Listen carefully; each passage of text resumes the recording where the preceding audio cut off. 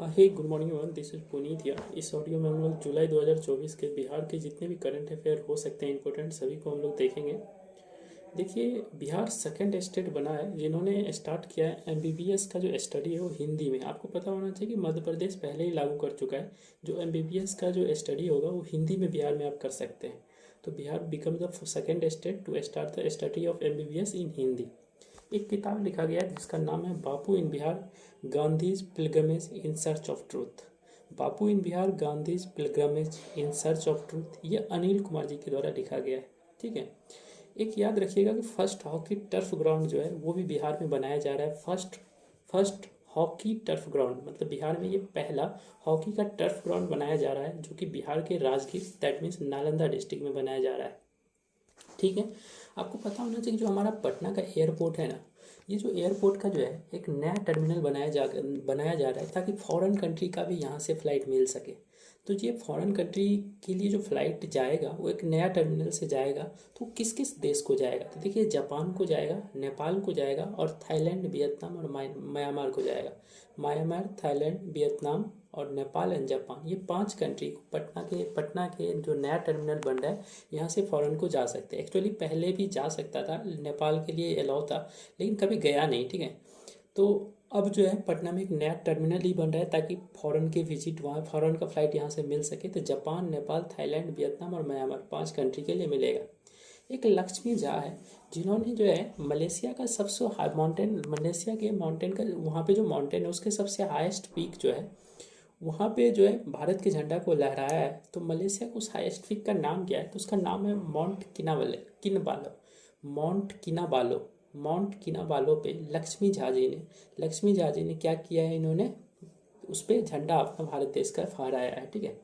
ये 2 बहुत ही important question है। देखिए, महाबोधि टेम्पल, आपको पता होगा कि गया में महाबोधि टेम्पल है। महाबोधि टेम्पल आपको पता होगा, इसको यूनेस्को का हेरिटेज साइट के रूप में भी दिया गया है 2002 में। तो यहाँ पे जो है ना कॉरिडोर बनाया जाएगा, Mahabodhi corridor has to be developed किया जाएगा। और एक और है, विष्णुपद टेम्पल भी है जो कि गया में है। Vishnupad temple also located in Gaya on the bank of Falgu river. ठीक है, फल्गु रिवर के बैंक पे लाई करता है। तो उसका भी कॉरिडोर बनाएगा, विष्णुपद कॉरिडोर और महाबोधि कॉरिडोर भी बनाया जाएगा। ये दोनों इंपॉर्टेंट है, याद रखिएगा। देखिए, ये बहुत ही इंपॉर्टेंट क्वेश्चन है कि कोची मेची रिवर को लिंक किया जाएगा।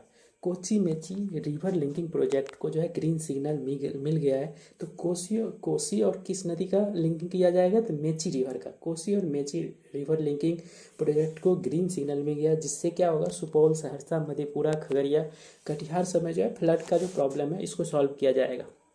आपको पता होना चाहिए कि बिहार जो है become the first state, Bihar first state बना है जो कि घर के अंदर जो पॉल्यूशन है ना उसको स्टडी कर रहा है। Bihar become the first state to study the air pollution type and other parameters, जो कि इंडोर एयर पॉल्यूशन को स्टडी कर रहा है। मतलब घर के अंदर में कैसे पॉल्यूशन होता है, क्या क्या उस पॉल्यूशन का कॉन्स्टिट्यूएंट पार्टिकल होता है, उस सब को स्टडी कर रहा है। तो इंडोर एयर पॉल्यूशन स्टडी कौन कर रहा है? तो बिहार। और बिहार ऐसा करने वाला देश का जो है पहला स्टेट है। ठीक है। इसी तरह एक याद रखिए अनीमा कुमारी का नाम। अनीमा कुमारी जी जो है इन्होंने सिल्वर मेडल जीता है। कहाँ पे? तो सिल्वर मेडल इन्होंने जीता है deep chess champion held in Belgrade Serbia में।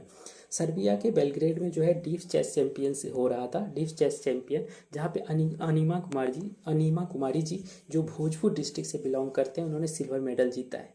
इसी तरह एक कुमारी है, मेनका कुमारी। ये इंपॉर्टेंट क्वेश्चन है। मेनका मल्लिक इनका नाम है। इनको एक अवार्ड मिला है, साहित्य अकादमी ट्रांसलेशन अवार्ड। मैथिली, हिंदी, नेपाली साहित्य अकादमिक ट्रांसलेशन अवार्ड मिला है मेनका मल्लिक को।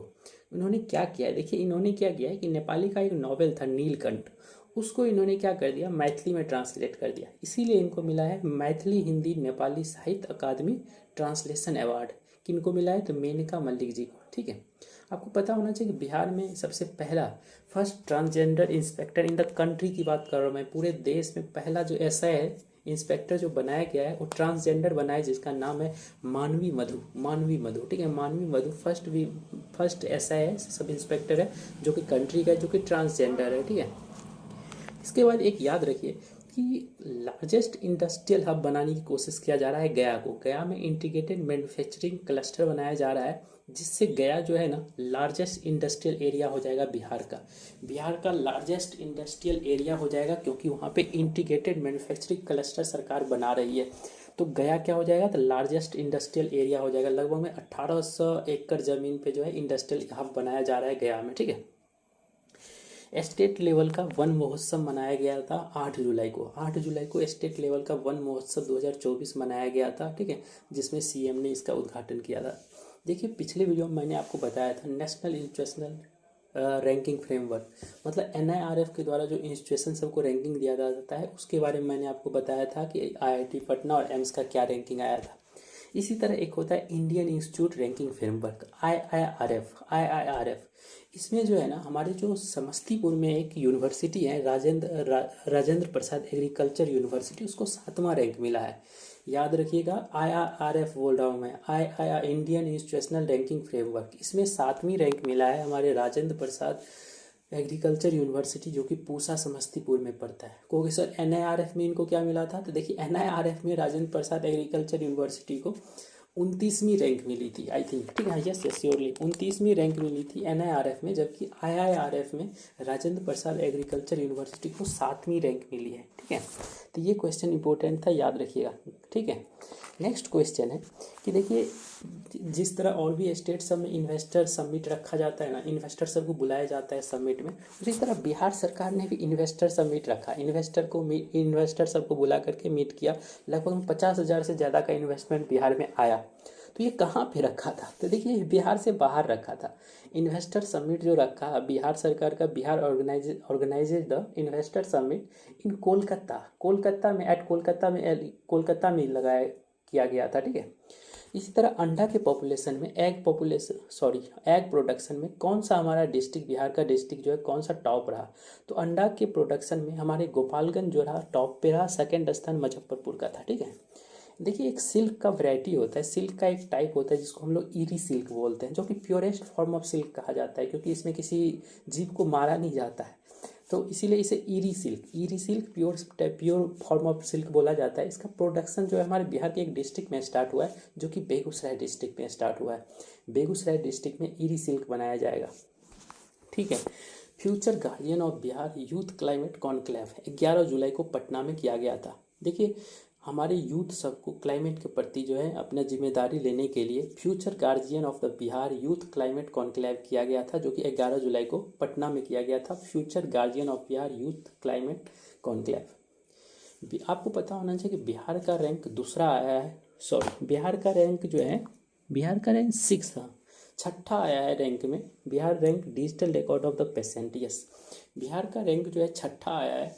देखिए अभी क्या हो रहा है, सरकार जो है ना डिजिटल रिकॉर्ड तैयार कर रहा है पेशेंट सब का, जो भी पेशेंट अस्पताल जाते हैं हॉस्पिटल जाते हैं उसका डिजिटल रिकॉर्ड तैयार कर रहे हैं।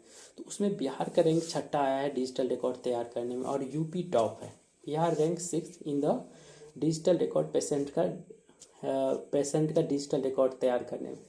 पिछले मंथ का अगस्त मंथ में मुझे 2 क्वेश्चन छूट गया था, ठीक है, तो उसको याद रखिएगा। एक सिद्धेश्वर नाथ टेम्पल है जो कि जहानाबाद का है, बराबर की पहाड़ी में इसे बनाया गया है, ठीक है, बराबर माउंटेन में बनाया गया है सिद्धेश्वर नाथ टेम्पल। ये भी टूरिस्ट डेस्टिनेशन का एक देखा गया था, तो इसीलिए न्यूज में आया था। सिद्धेश्वर नाथ टेम्पल याद रखिएगा, जो कि जहानाबाद में बिलोंग करता है, ठीक है। और एक क्वेश्चन होगा जो मैं आपको बाद में बता दूंगा, अभी याद नहीं, हाँ एक यहाँ याद रखिए, बीच कबड्डी चैंपियनशिप 2024। देखिए इसका नाम है बीच कबड्डी, जो कि समुद्र के बगल में होना चाहिए, लेकिन ऐसा नहीं है।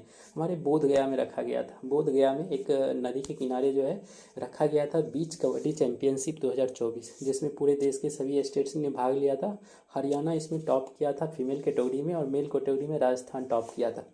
याद रखिएगा सीनियर नेशनल बीच कबड्डी चैंपियनशिप बोध गया में ऑर्गेनाइज किया गया था, जिसमें हरियाणा फीमेल कैटेगरी में, राजस्थान जो है मेल कैटेगरी में टॉप किया था, ठीक है। ये पिछले मंथ का दोनों था। आई थिंक आप लोग को समझ आया होगा, इस मंथ में इतना ही इंपॉर्टेंट था, इससे ज़्यादा नहीं था। Thank you.